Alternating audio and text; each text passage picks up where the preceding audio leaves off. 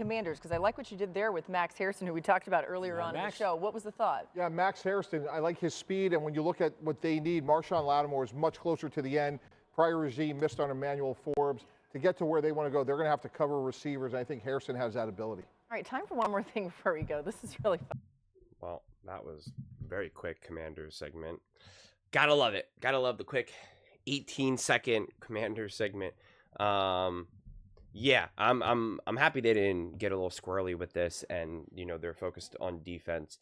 That is going to be my absolute common theme of the offseason for the Commanders, more so than Jayden Daniels and the offense.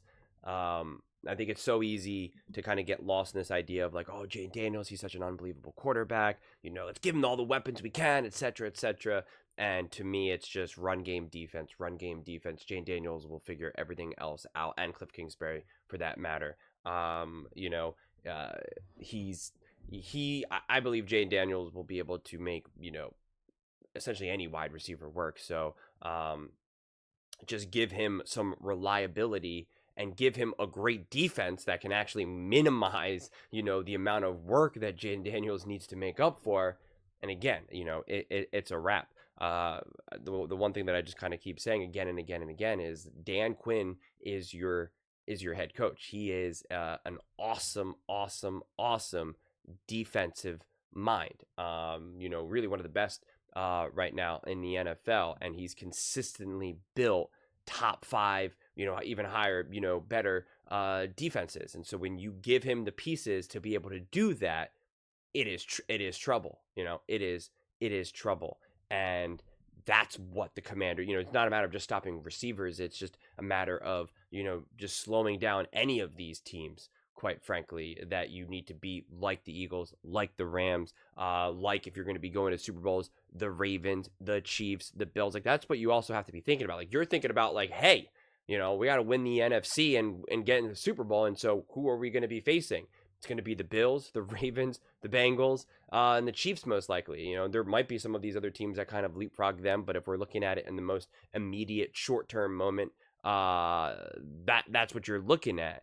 And so we know defensively you're going to want to slow them down, right? We know that. Offensively, the production's going to be there. And they've already obviously taken care of a bit of that offensively in free agency. So I'm anticipating them really kind of going all in this draft to really start to build this defense up in the way that this team ultimately needs to be able to, if they're going to be serious contenders. Because I just think the more you get to just allow Jayden Daniels to just be to make his games more foundationally game management, he is such an elite game manager at that point that it's just the amount of mistakes and issues, and also just his maturity and understanding of how to manage those games and win those games.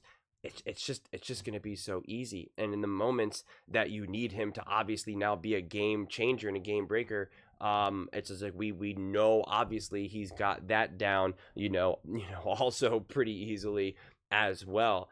So again, the name of the game will continue to just be to make his life easier, and that's not by just surrounding him by awesome weapons and this or that. It's like, no, just give this man a defense. Just tell this guy, hey, we only need to score 21 points here, man. Like that's all we need. We need a couple touchdowns and maybe a few field goals, and we good, right? And it's just like, all right. I mean, that's just got to be the easiest thing out there. And like I also said before, like actually be able to get a run game that goes beyond just Jayden Daniels. Things definitely got a little questionable especially at the end of last season and in the playoffs from the run game perspective, where you're just like, oh my gosh, man, like what, we got to bring in Marcus Mariota here too, Jayden Daniels, all the running backs. It's just like we got to figure out something here, and also figure out how you can start to get more of these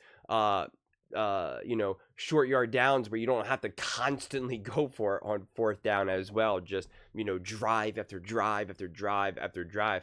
But also the way through that too is also having a better defense, not needing those fourth downs so badly, and then also utilizing some of those fourth down plays on second and third down, moving the chains ahead of time.